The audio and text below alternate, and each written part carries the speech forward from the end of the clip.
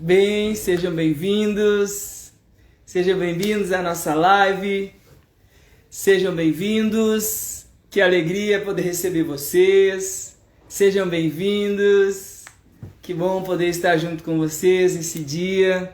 Que alegria poder chegar até a sua casa com a nossa live Escravo Nunca Mais. Olá, sejam bem-vindos.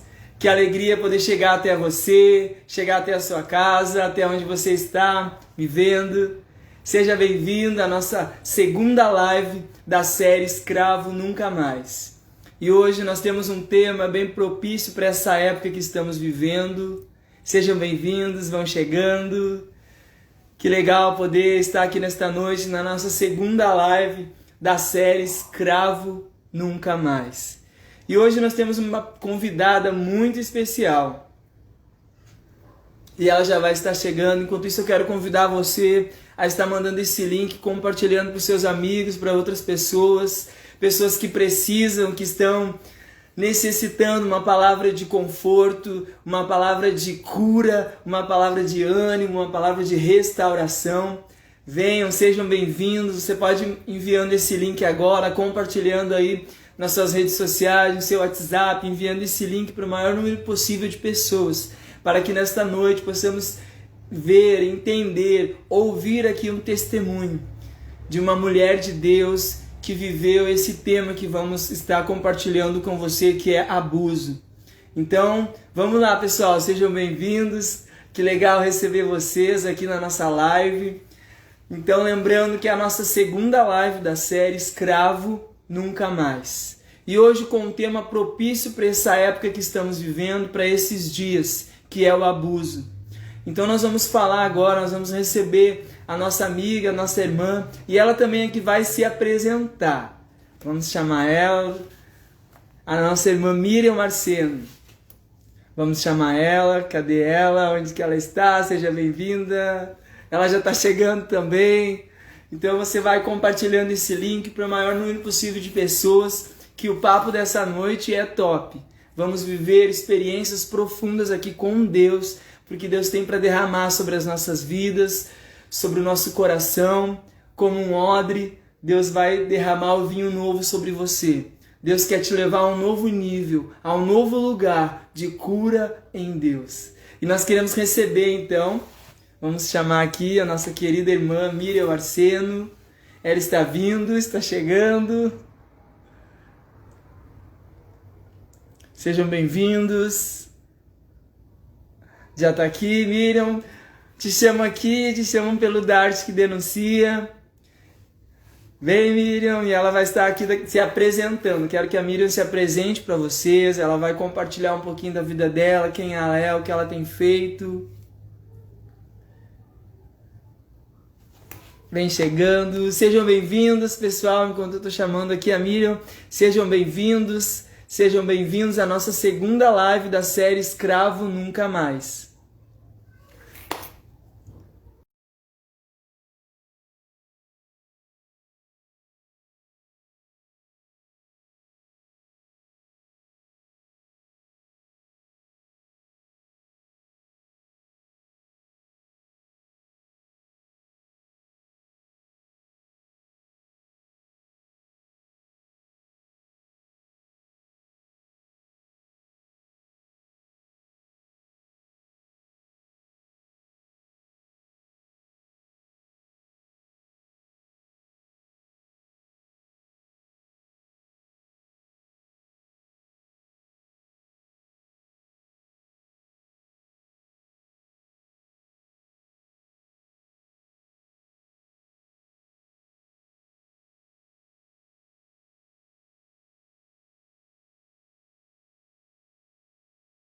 Está chegando.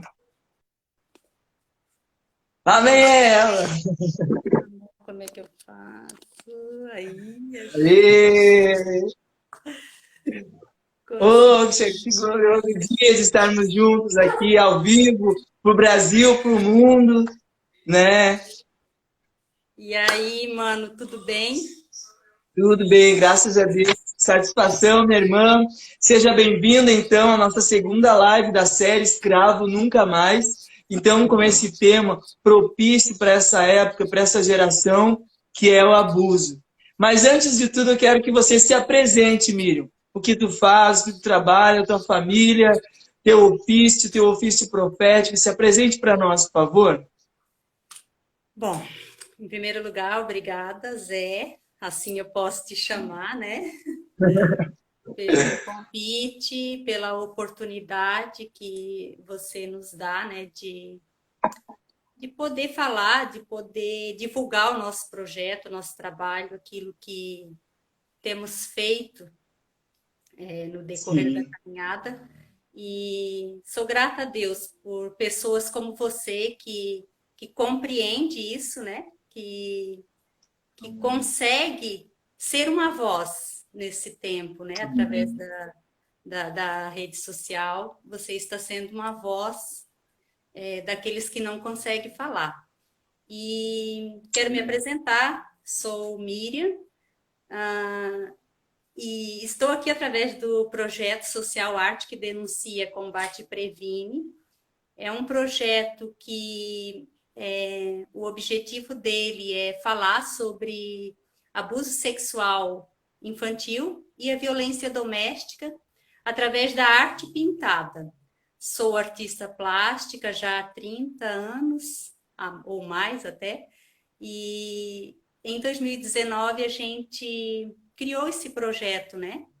Através de uma exposição de arte que inclusive esteve aí, né, em Canoas, na comunidade Rio de Deus, em novembro, né, do ano passado, e foi bem isso. legal.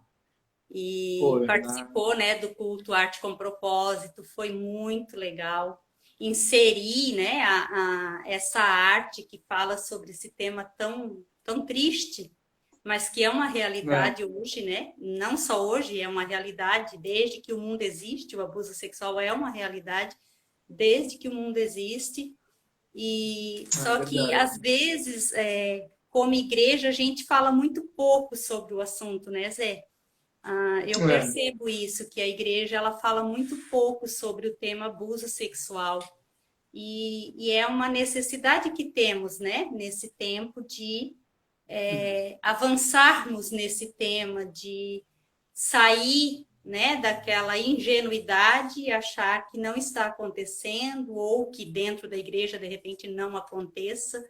E a gente às vezes se isenta de falar do assunto, né, sendo que é um assunto extremamente importante. Enfim, o projeto é isso. Nós falamos sobre violência doméstica e abuso sexual infantil. até atrás de você tem os quadros, né? Já tem aqui algumas histórias. Olha só. Sim, eu pintei a minha própria história, né? Dentro do projeto, ele é baseado na minha própria história. Eu sou filha adotiva e sofri violência intrafamiliar aos 8 anos de idade. E quando isso me aconteceu, eu demorei um período até eu compreender, na verdade não compreendia, uma criança com 8 anos de idade não compreende, né? Mas tentou assimilar o que estava acontecendo e eu contei para minha mãe e ela naquele momento ela não acreditou em mim. E eu lembro que a partir daquele momento que eu contei a ela e ela não acreditou, eu guardei o segredo. Como ela era a pessoa. Isso, Miriam, é muito real, né? Hoje também, né? Às Sim, vezes os pais não acreditam. A gente conhece pessoas que trabalham no conselho tutelar, em hospitais, e às vezes os pais ainda não acreditam, né? Os pais ficam achando que não, capaz, que nunca iria acontecer com meu filho. Ou às vezes é porque são, né, pessoas que têm, como que eu posso dizer, uma má índole, né? Já estão para sim. fazer isso mesmo e esconder, né? Eu acredito, Zé, que a dificuldade que as famílias, ou as mães principalmente, têm em acreditar quando uma criança fala que tá acontecendo aquilo com ela, a mãe ela tem essa dificuldade de acreditar porque ela pensa que o pai, o tio, o irmão dessa criança, o primo, ou o vizinho, o melhor amigo da família jamais vai fazer isso, porque na grande maioria os abusos acontecem através de pessoas que são muito íntimas da família, por isso a dificuldade de uma mãe acreditar. E hoje ainda existe mães que vai lá no conselho tutelar, o conselho tutelar investiga, a situação está acontecendo, existe todas as provas e aquela mãe ainda insiste em dizer que a criança é uma mentirosa, que a criança está inventando aquilo. Criança não inventa. Uma criança jamais vai inventar uma história tão absurda, né? Para brincar, não. A criança ela fala com os olhos, ela fala com atitudes. E na minha história, quando eu contei, ela não acreditou o que eu fiz. Eu guardei muita mágoa dela, guardei muita raiva dela. Daquele momento em diante, eu passei a ter muita raiva da minha mãe, muito mais raiva dela do que propriamente de quem fez aquilo comigo. Sim. Então, eu guardei esse segredo, nunca mais eu toquei no assunto. Por 38 anos, eu fiquei com esse segredo guardado. E só fui falar novamente nesse assunto quando, em 2011, eu fui fazer uma escola de cura Miriam, interior. só abre um aspa. Nesse período que tu não contou, conta para nós como é que foi as tuas lembranças, quando tu ia dormir, ou quando tu lembrava da pessoa, ou quando tu lembrava talvez do momento, né, que foi cometido o abuso, ou que alguma data especial que tu lembrava, algum dia, como é que era esses momentos? O que tu fazia? Excelente essa tua pergunta. Antes de eu contar a primeira vez, eu desenvolvia muitos traumas emocionais. Entre os traumas, eu desenvolvi uma ira, uma raiva. Eu chorava muito, por exemplo, quando eu lembrava da situação, e pelo fato daquilo tudo ter acontecido, e era N assunto, não era só o trauma do abuso, já tinha o trauma de ser uma filha adotiva, porque acredito que todo filho adotivo carrega consigo um trauma, né? Eu carreguei esse trauma, né, por longos anos. E eu lembro que eu chorava desesperadamente durante 1 hora, 2 horas, e eu chorava e eu dizia, para que eu nasci? Por que Deus não me levou junto com a minha mãe? Porque minha mãe verdadeira morreu no resguardo, né? Após ela ter me tido, ela morreu logo em seguida, assim. Então, eu chorava e ao mesmo tempo que eu fazia essa pergunta, por que eu existia, né? Era uma tristeza que não tinha sentido, não tinha solução, mesmo eu orando, eu já servia a Deus, mesmo eu orando, mesmo eu buscando, mas eu não compreendia aquilo. Então, aquilo ficou por muitos anos guardado dentro de mim. Tem uma outra situação também que, logo depois que eu me casei, meu marido, quando ele ia sair de manhã para me dar um beijo de tchau, né? Ele abria a porta do quarto, assim, silenciosamente, e quando ele vinha me dar esse beijo, eu levava aquele susto, eu ficava com muita ira dele, eu brigava com ele, eu xingava ele, porque no meu inconsciente, era como se a porta estava abrindo, era como se aquela segunda pessoa que praticou o abuso estava ali novamente, sabe? Então, assim, era muita lembrança que disparava um gatilho que me fazia ter certas atitudes, certas reações que eu não compreendia. E que fui compreender depois, né, em 2011, quando eu fui fazer essa escola de cura interior e libertação na Jocum de Almirante Tamandaré, em Curitiba. Eu fiquei lá por 30 dias estudando sobre as minhas emoções, e lá a gente passou por um processo onde a gente faz terapia em grupo, e ali eu consegui falar pela primeira vez quem tinha sido o abusador.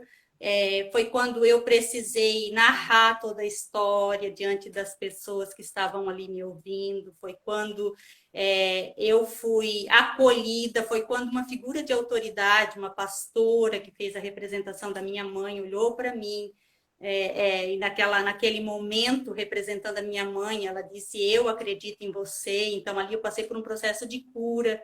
Ali eu consegui liberar minhas emoções, consegui liberar perdão para minha mãe, que eu não conseguia perdoar ela, consegui liberar perdão para o agressor, né, que também era uma outra situação que eu não conseguia liberar perdão para ele também.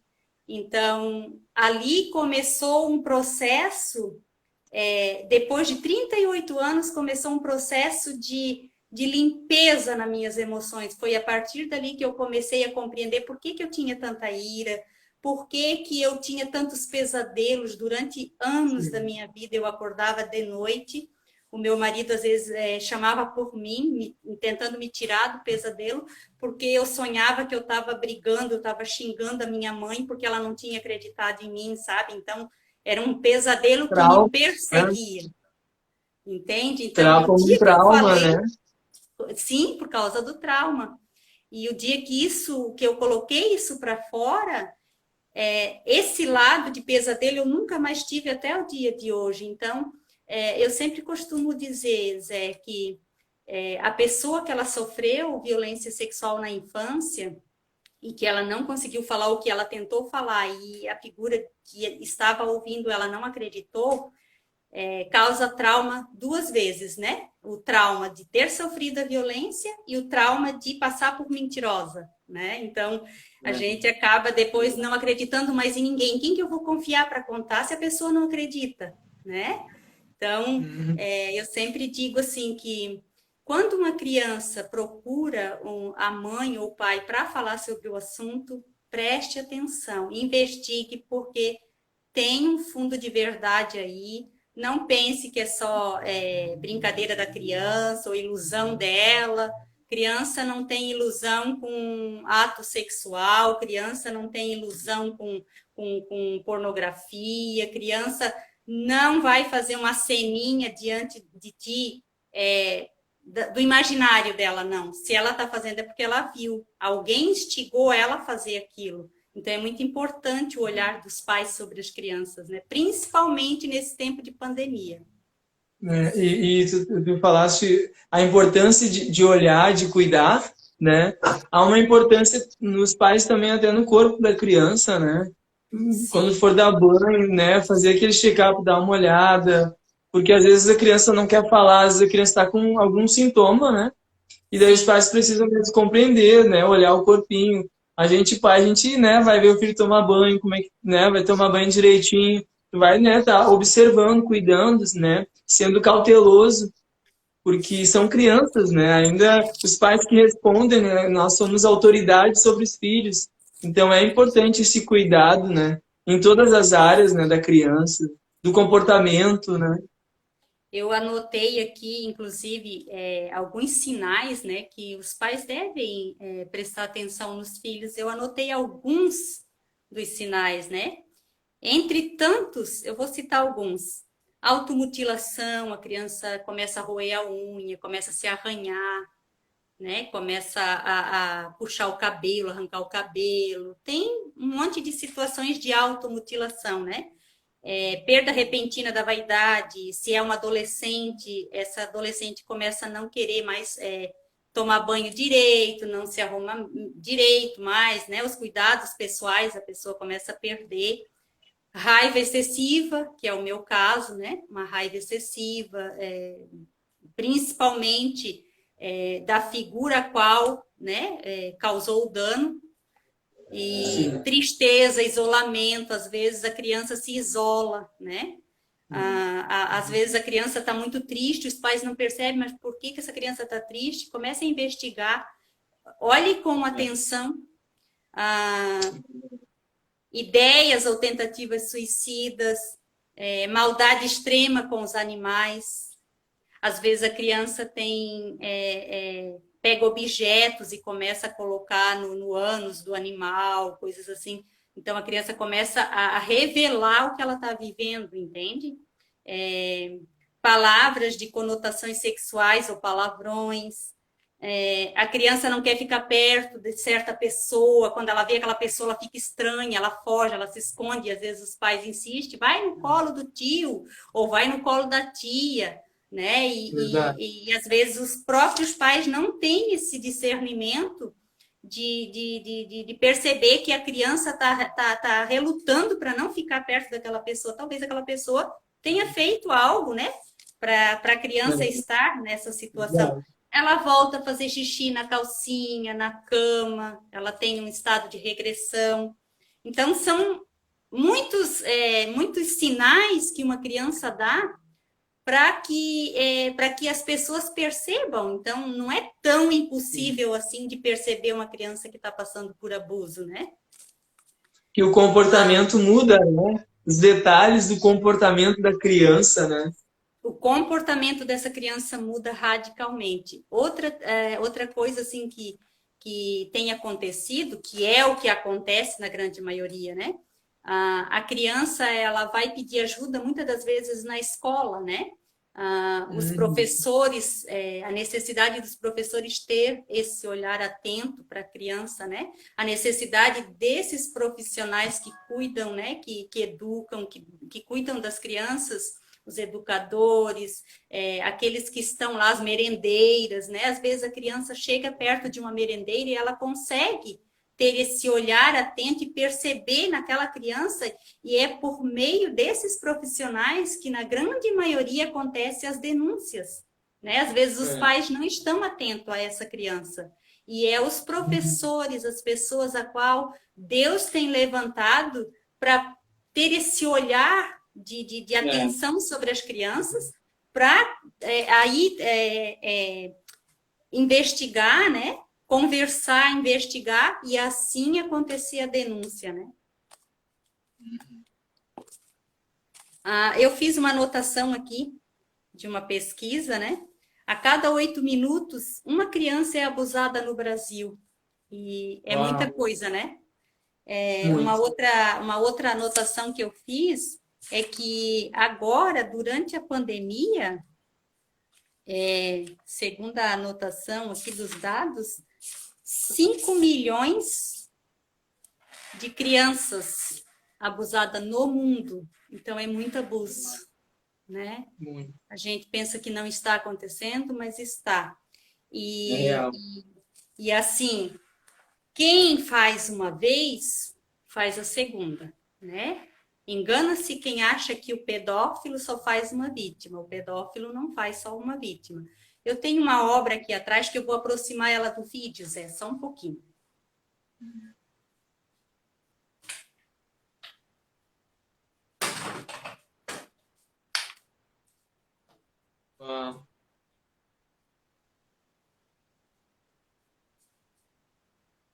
É.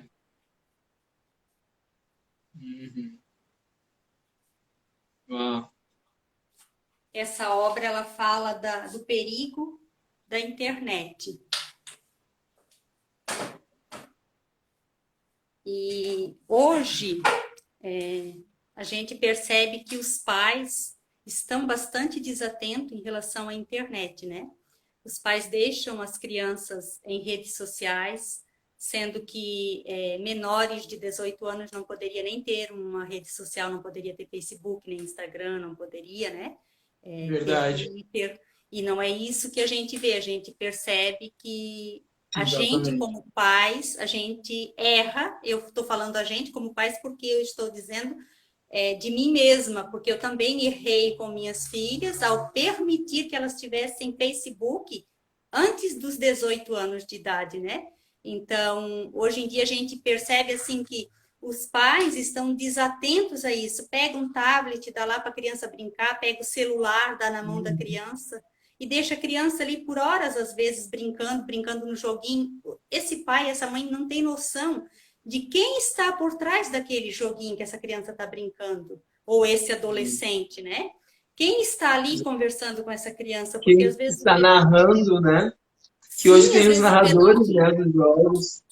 O pedófilo se passa por outra criança, entende? Para poder cativar essa criança, ganhar a confiança dela, né? É o meu amiguinho, e quando vê, a criança tá lá, tá enlaçada naquilo, e quando os pais vão se dar conta, já aconteceu, a gente tem muitos casos verídicos, né, de pais que quando descobriu já tinha acontecido. Então, assim, é importante os pais investigar o que os filhos estão vendo na internet, com quem que eles estão falando, sabe? De vez em quando pegar o celular do filho, dar uma observada, né? Porque hoje a coisa está muito difícil, as redes sociais estão muito difícil e é um lugar onde a pedofilia tem crescido muito por meio da internet, né? Então, é um perigo muito grande mesmo. Essa obra que foi pintada, ela retrata exatamente esse lado perigoso da internet, né? As crianças dentro de casa, né? Separadas, porque às vezes os pais estão na sala, o filho está no quarto, né?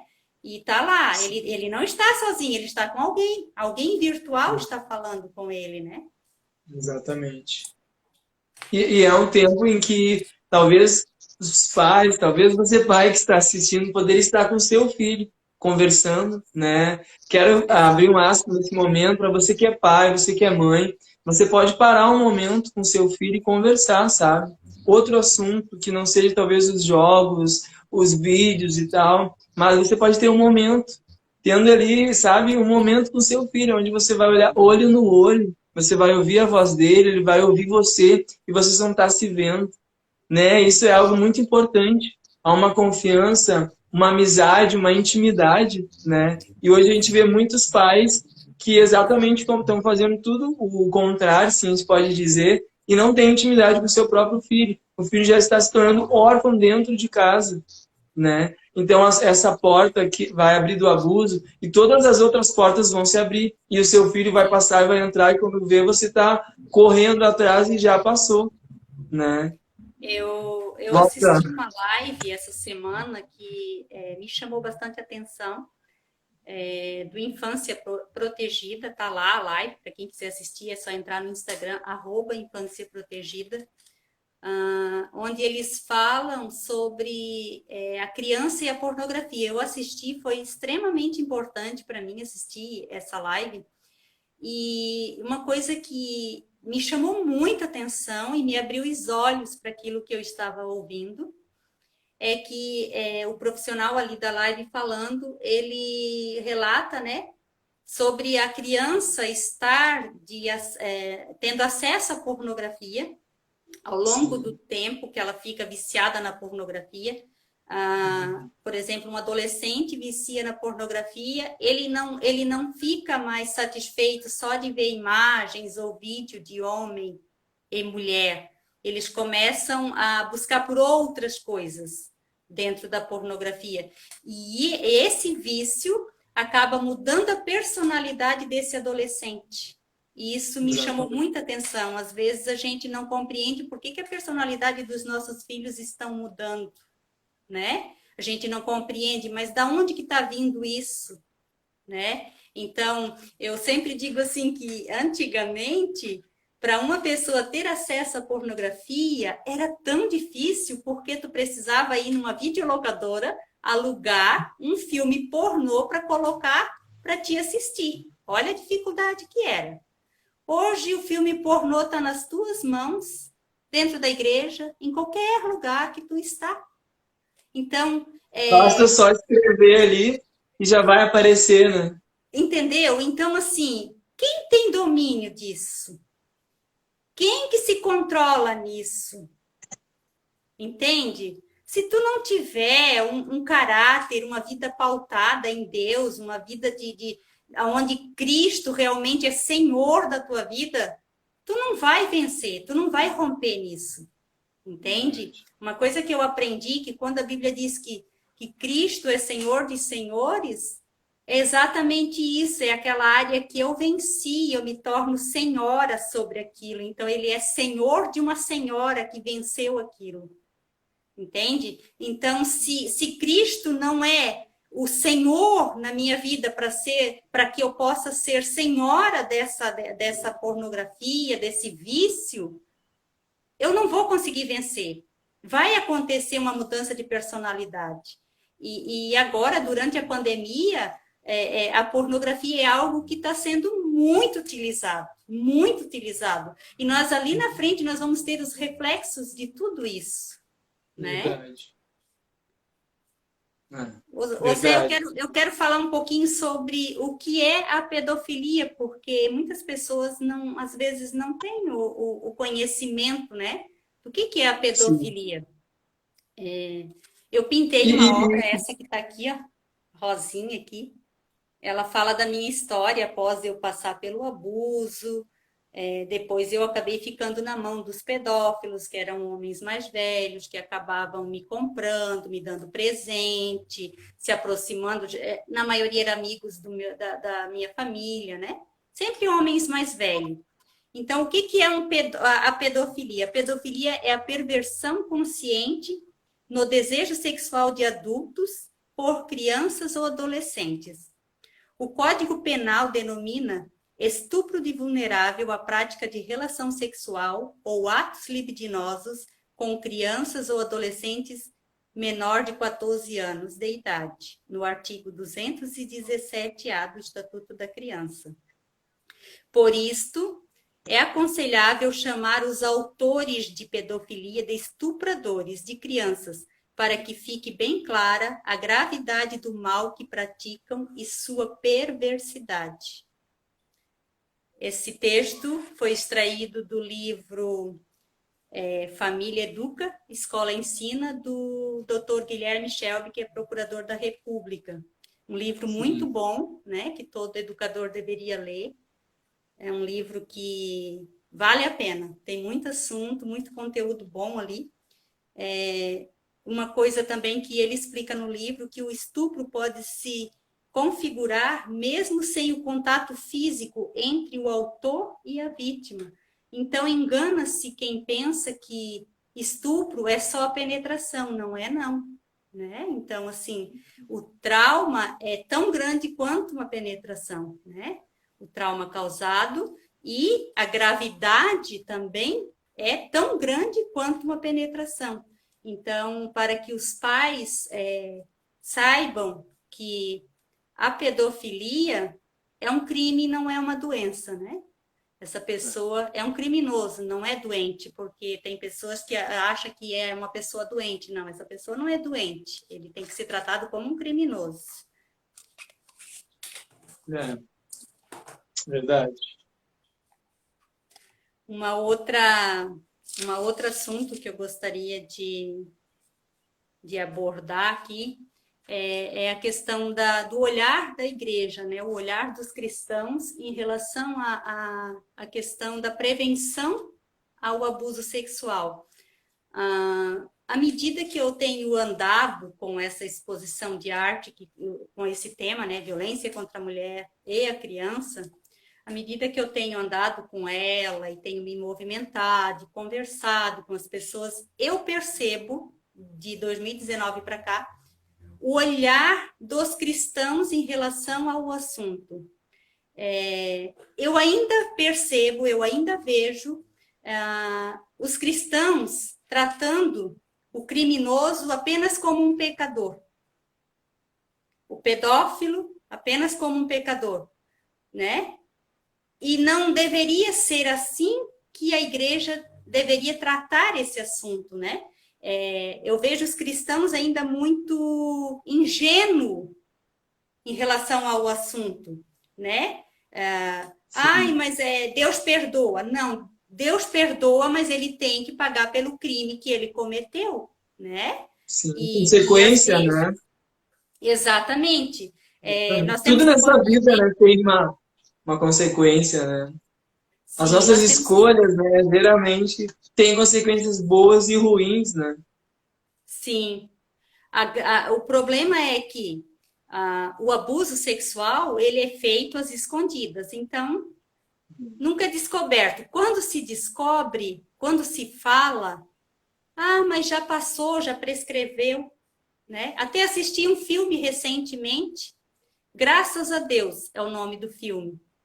Conta a história dos meninos que foram estuprados, que foram abusados pelo padre. Aquela história que é um filme baseado em fatos reais. Eu assisti esse filme, eu achei impactante. Eu acho que todo mundo Não era, por deveria assistir. acaso, o Inferno de São Judas? Não, né? Como é que é? O Inferno de São Judas, não sei se é esse parecido com esse filme. Ele é bem Não, parecido. não é. Esse filme eu assisti agora, semana retrasada, eu achei muito forte, muito bom. Filme que vale a pena assistir com grupos de adolescentes, principalmente os meninos, porque a gente pensa que os meninos não sofrem violência sexual e engana-se quem pensa assim, porque os meninos são tão vítimas hoje quanto as meninas, né? Aqui na Exatamente. minha cidade, o número de abuso sexual contra meninos é bem grande. Então, assim, a gente pensa que os meninos não são procurados. Não, tem pedófilos que só gostam do sexo masculino. Só gosta de fazer a maldade com o menino, entende? Voltando ao assunto do cristão e o abuso sexual, nós temos que compreender que nem todo pecado é um crime, mas todo crime de abuso sexual não pode ser tratado de maneira terapêutica e de maneira espiritual por meio da igreja. Às vezes a igreja precisa enfrentar, né? Fazer o enfrentamento disso e agir com a denúncia. Não ser omissa, não tratar apenas como um pecado, como vamos tratar no aconselhamento, o cara abusou da menina ali, mas foi uma fraqueza que ele teve, foi uma queda que ele teve. Não. Nós precisamos olhar para isso como um crime, algo grave e que precisa ser enfrentado de forma correta diante da lei. Não podemos achar que a igreja não pode ser exposta, né? Porque isso só aumenta a impunidade, né? É um assunto muito sério e que a igreja Muito real, né? A igreja precisa ter um olhar atento e é ela que tem que ser essa voz, né? É o texto Para base do denunciar. nosso projeto, né? O texto base do nosso projeto está em Provérbios 31:8. Erga a voz em favor dos que não podem defender-se, seja o defensor de todos os desamparados. Então, uma criança que sofre a violência sexual, ela não tem voz, ela não consegue falar. Eu fiquei sem voz durante 38 anos. É difícil, mas é uma realidade, né? Sim, exatamente. E quantos estão nos assistindo, vão nos assistir, né, passaram por esse tipo de abuso? Então, diante, né, da Miriam aqui, desse testemunho, dessa pessoa que venceu, né, os seus traumas, os seus medos, as suas dúvidas, a sua ansiedade, né? Eu quero dizer para você que está nos vendo agora, que você também pode passar pelo processo de cura, assim como a Miriam passou. Talvez você não faz muito tempo que foi abusado, talvez você faz dias, talvez foi ontem. Eu quero te dizer que você pode falar. Você pode já tem a primeira pessoa que você pode falar é para Deus. Conte para ele, ó, rasgue, ó Deus, aconteceu isso, isso, isso. Depois procure os seus pais. Depois, se você é adulto, procure ali ajuda, né? Procure ali seu pastor, o seu psicólogo, o seu doutor, o seu amigo de confiança, a sua autoridade espiritual, o seu mentor. Abre o teu coração e fale. Porque é importante falar, colocar para fora aquilo que está dentro, não guardar, né? Para que Deus possa agir, para que você também possa ser livre. Eu pintei essa obra. Ah, que legal. Aham. Uau, que legal. E ela mostra, aqui é meu marido, ela mostra eu e meu marido tirando a mordaça. E eu pintei atrás de nós várias cabecinhas, várias boquinhas amordaçadas. Uau. E aí eu coloquei várias palavrinhas, né? Vergonha, medo, culpa, dor, tristeza, raiva. Eu pintei essa obra para retratar o que eu e meu marido vivemos, né? A gente conseguiu romper com o silêncio do abuso sexual. Meu marido também passou por isso na infância e ele também passou por terapia, ele também contou, abriu o coração dele, falou pela primeira vez, rompeu com o silêncio, né? E desde então, muitos dos traumas a qual ele tinha, ele começou a romper a partir da primeira fala, né? É muito importante que, quando a pessoa falar, ela fale com uma pessoa de confiança e que saiba ouvir, né? Porque já aconteceu da pessoa falar para a pessoa errada e ser exposta de maneira indevida, né? E aí causar outro trauma, né? E aí essa pessoa nunca mais conseguir falar sobre o assunto e não consegue romper, né? Causa uma barreira ali e ela não vai conseguir romper. Então, e existe um processo para todas as coisas, né? Após a primeira fala, tu não vai sair dali já rompendo com tudo. Ah, não, eu estou livre, leve, solta. Não, é um processo. Você fala a primeira vez, você libera um pouco das suas emoções. Depois existe um outro processo de enfrentamento de outras situações, né? O perdão, ele é algo que eu sempre falo assim, o perdão é como uma cicatriz.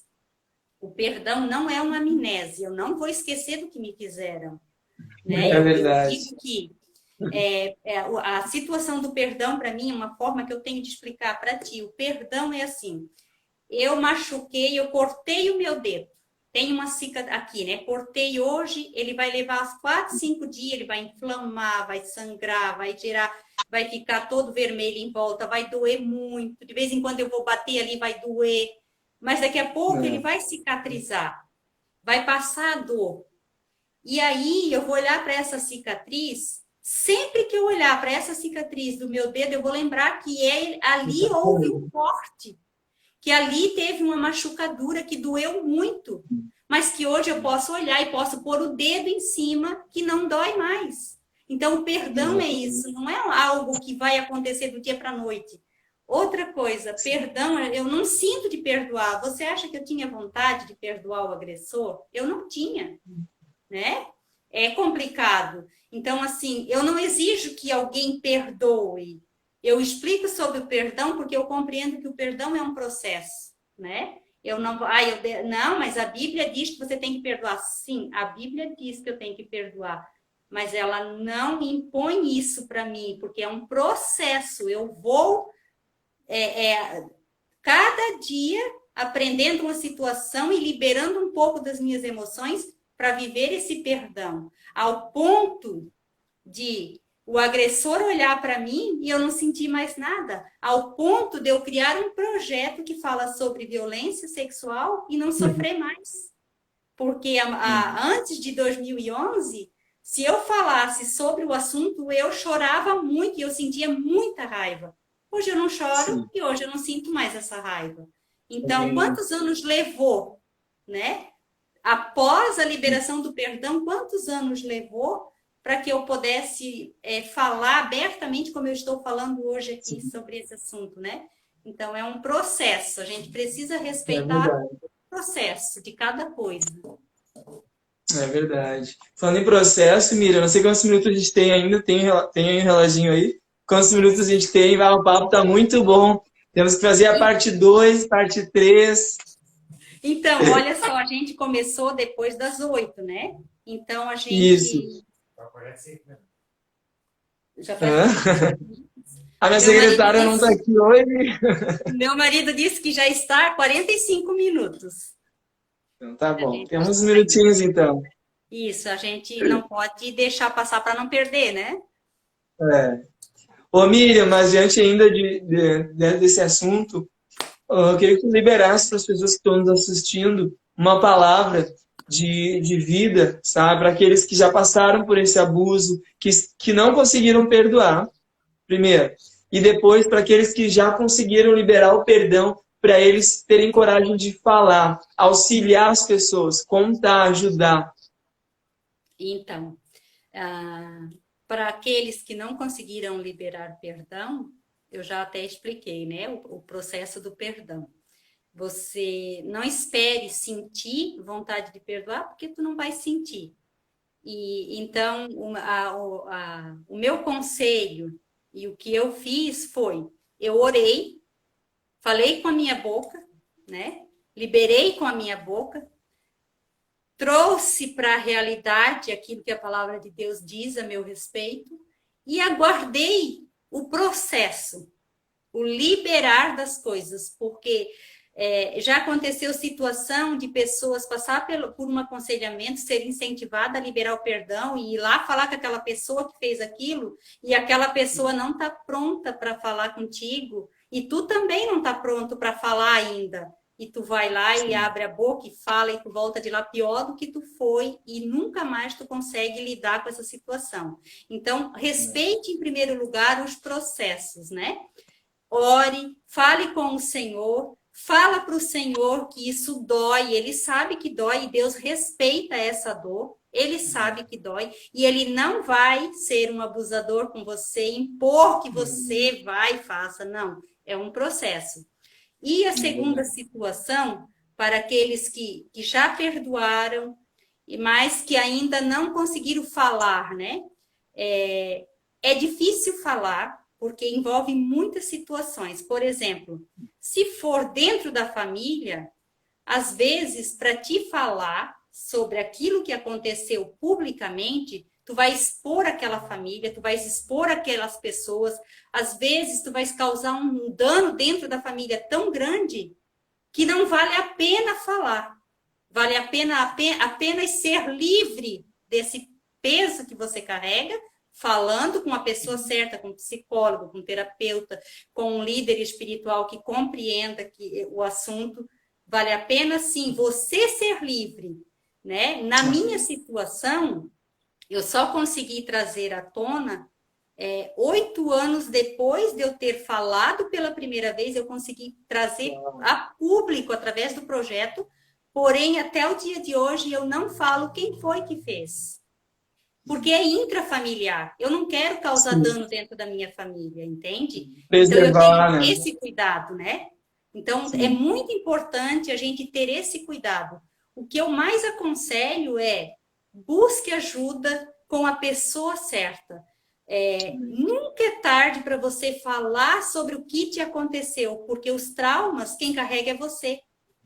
A dor, as memórias que te machucam, quem carrega é você. Então, é você que precisa buscar ajuda.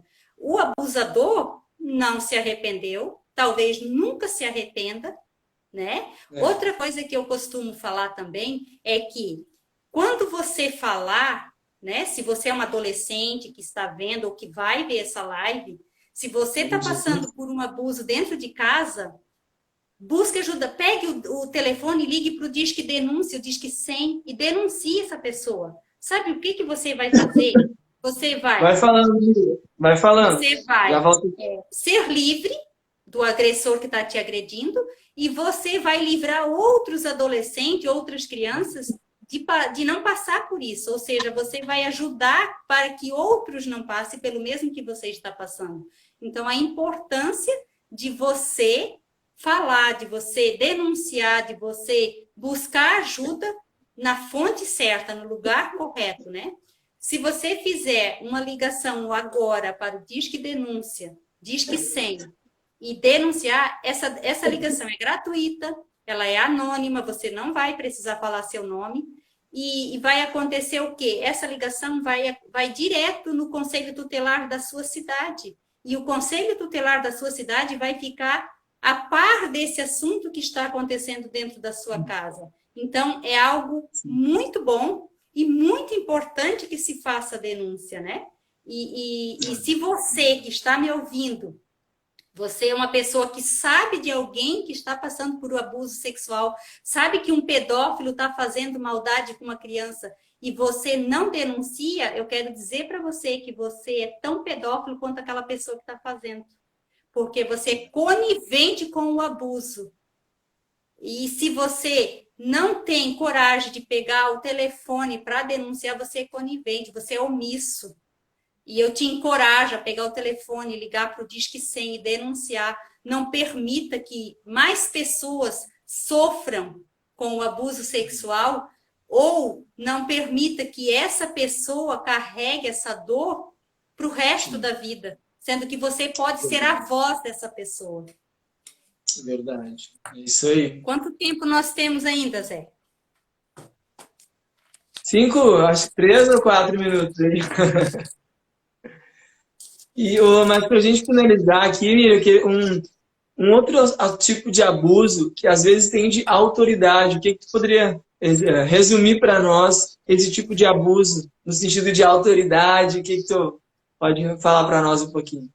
A gente pensa que abuso é só o sexual, né? E não. Existe o abuso emocional, existe o abuso por negligência, né? Hoje está em primeiro lugar o abuso de negligência, né? Da mãe que abandona o filho, isso também é um abuso, né? O abuso de autoridade é uma coisa muito séria isso, né? Porque tem pessoas que se sentem dona da outra, o controle, a manipulação é uma forma de abuso também, mas aí nessa questão de abuso de autoridade é muito mais fácil de você se livrar, porque o líder que está abusando só vai abusar enquanto você permitir, né? Se você disser um não para esse líder abusador, ele já vai se colocar no lugar dele, porque todo líder abusador precisa de uma pessoa manipulável, precisa de um dependente emocional para manipular. Então, se você ainda não tem uma identidade firmada em Deus, você ainda não sabe quem você é em Deus, você vai se deixar manipular, mas a partir do momento que você sabe quem você é em Deus, você é filho, Deus é pai. Quem Deus é? Deus é pai. Se Deus é pai, quem eu sou? Eu sou filha. Então, se eu sou filho, eu tenho um irmão, né? E esse irmão não pode se colocar acima de mim, querer dominar a minha vida, né? Ele é meu irmão. Quem controla a minha vida é Deus, não é o ser humano. Então, cabe a mim dizer, não, até aqui, o teu limite termina onde começa o meu. Né? É assim Às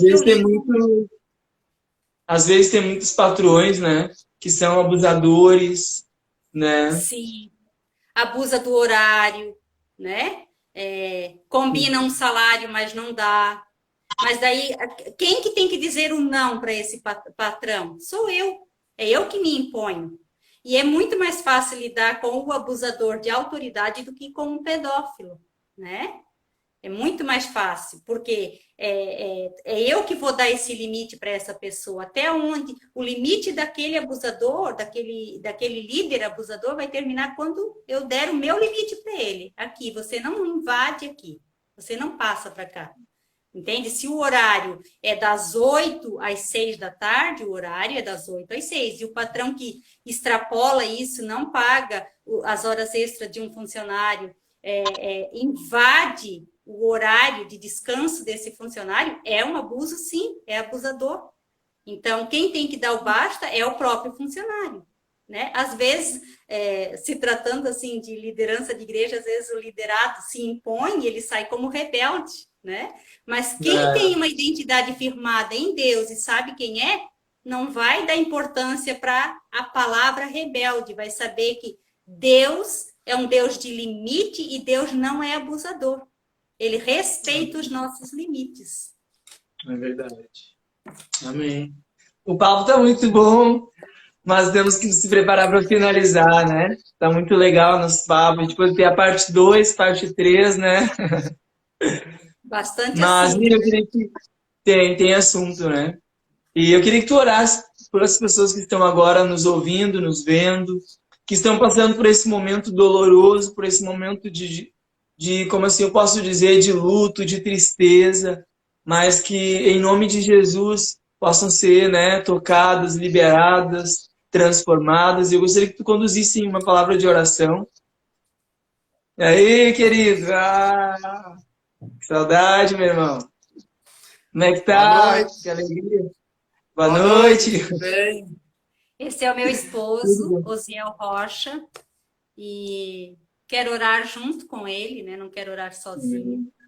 E ele faz parte desse projeto, é o meu auxiliador, né? Eu que sou a auxiliadora dele, mas... Um ajuda o outro, assim, né? Isso, nós nos ajudamos aqui, né? Eu não faço os quadros sozinha, ele me ajuda, ele que confecciona as telas para que eu pinte. E é um cara que tem me apoiado. Ele que carrega, né? Sim, ele que carrega os cavaletes, ele tem me apoiado, né? Tem segurado as pontas aí financeiramente, ele tem suprido, né?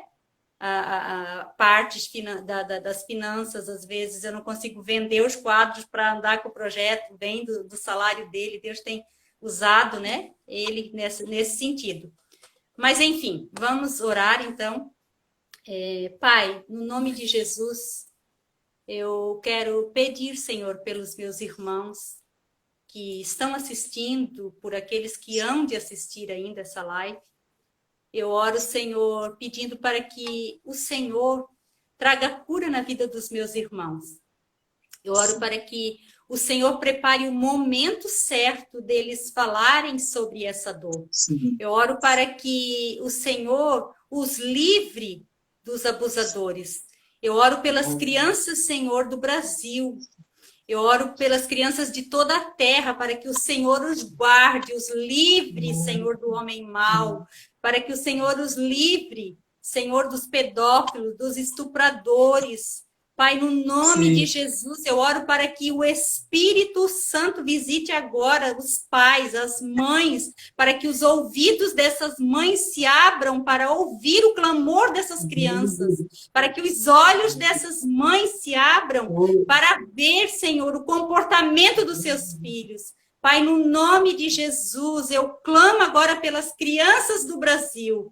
Pai, que as tuas asas, Senhor, protejam essas crianças. Em nome de Jesus, e eu oro para que aquelas pessoas que passaram por abuso na sua infância, que hoje já estão, Senhor, com 40, com 50, com 60, com 70 anos e nunca falaram. Eu oro para que haja, Senhor, dentro delas um encorajamento, uma vontade imensa de falar e botar para fora essa dor. E que elas consigam, Senhor, encontrar a pessoa certa para falar. Pai, no nome de Jesus, que haja liberdade, que elas saiam desses cativeiros das suas memórias. Pai, que haja cura profunda, Senhor, na alma dos meus irmãos, nas emoções deles, que haja um alinhamento nas emoções dos meus irmãos, Senhor. Eu clamo diante de Ti, Pai, e peço por socorro aos meus irmãos, no nome de Jesus, nosso Rei. Nós te agradecemos, Senhor, pela liberdade que o Senhor irá trazer aos nossos irmãos. Eu oro, Senhor, e abençoo a cada um deles. Que o Espírito Santo te encoraje e te encha de sabedoria para falar sobre este assunto. E eu oro também para que o Senhor levante a sua igreja como voz daqueles que não têm. Que a igreja brasileira olhe para esta causa de forma diferente, Pai. No nome de Jesus. Amém. Amém. E amém. Amém. Verdade, Val. Que a vontade de Deus se cumpra, né, nessa terra, na vida de vocês. Muito obrigado, Miriam. Mas antes de finalizar, pode dizer a tua rede social para nós, porque também essa live vai estar no meu canal do YouTube, então vai alcançar muitas e muitas pessoas lá. Pode dizer a sua rede social para nós. Sim, o nosso projeto está como @artequedenuncia no Instagram. No Facebook está como Arte que Denuncia, Combate e Previne. E tenho também o meu Instagram pessoal, onde está as obras que eu pinto para venda e tal, que é @m.arseno.com.c. Tá aí, fique à vontade, né? Desejo que todos conheçam. Aqui no Instagram do projeto, nós temos todas as obras expostas ali. Entrem lá, conheçam as obras, né? Tem obras que mostram a nossa história. Todas as obras pintadas contam a história de alguém e outras são baseadas em pesquisas que eu fiz, como o tráfico humano, por exemplo. Entra lá, conheça, curta, divulgue, né? E é isso. Ah, que alegria, que bom terminar com vocês dois. A nossa casa ama muito vocês. Um beijão para vocês, toda sorte de bênção nesse final de semana. Daqui a pouco vamos estar juntos aí, fazendo uma live aí, eu trazer minha esposa, vamos fazer uma live dos casais, alguma ideia bem legal. É isso. Obrigado, queridos. Deus abençoe vocês. Santa Amém. Catarina e Rio Grande do Sul, ó, juntinho. Juntos. Ah, é isso aí, glória a Deus. Obrigado, queridos. Fiquem na paz de Deus. Boa semana. E, pessoal, não esqueçam, na próxima live, então, na próxima sexta-feira, vai ser um tema muito também propício para essa época, que é sobre o medo. Então, aí, preparem-se. Então, tá, queridos, Esse é Deus terrível. abençoe. É verdade. Tchau.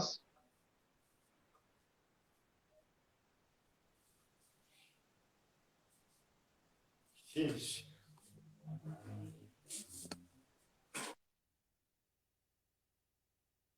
Então, queridos, Deus